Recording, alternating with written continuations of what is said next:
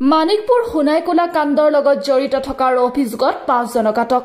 যোৱা 28 তাৰিখে ড্ৰাগছৰ বিৰুদ্ধে অভিযান চলাবলৈ গৈ ৰাজ্যৰ ৰুখত পৰিছিল মানিকপুৰ আৰক্ষী বঙাইগাঁও জিলাৰ মানিকপুৰ আৰক্ষী থানাৰ অন্তৰ্গত সোণাইকোলাত যোৱা 28 জনত ড্ৰাগছৰ বিৰুদ্ধে অভিযান চলাবলৈ গৈ ৰাজ্যৰ ৰুখত পৰিছিল মানিকপুৰ আৰক্ষী কালি নিশা মানিকপুৰ আৰক্ষীয়ে অভিযান চলাই উক্ত ঘটনাৰ লগত জড়িত থকা আটক কৰে 5 জনক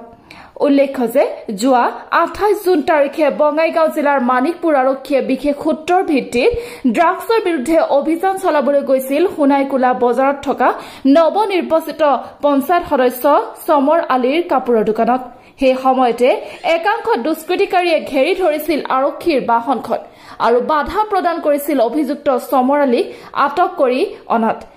আনকি পৰিস্থিতি নিয়ন্ত্ৰণৰ বাবে আৰক্ষীয়ে শূন্যলৈ গুলি চলাবলগীয়া পৰিস্থিতিৰ সৃষ্টি হৈছিল ইয়াকে লৈ মানিকপুৰ আৰক্ষীয়ে নিজাববীয়াকৈ গোচৰ ৰুজু কৰি আটক কৰে 5 জন লোকক অৱশ্যে এতিয়ালৈকে পলাতক হৈ আছে ঘটনাৰ মূল অভিযুক্ত সমৰ আলী আটক কৰা ব্যক্তিকেইজন গাজী বৰালী ইনামুল হক কাদেৰ আলী কিতাপ আলী আৰু আটোৱাৰ আলী বুলি জানিব পৰা গৈছে আটক কৰা লোককেইজনক আজি স্বাস্থ্য পৰীক্ষাৰ অন্তত প্ৰেৰণ কৰা হয় ন্যায়িক জিম্মালৈ আটাইকেইজনক আৰ্মছ এক্ট অধীনত 61/2 191/2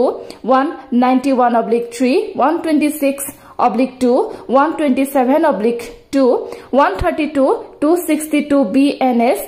and Arms Act 25/1 AB নম্বৰত গোচৰ পঞ্জীয়ন কৰি তদন্ত আৰম্ভ কৰে মানিকপুৰ আৰক্ষীয়ে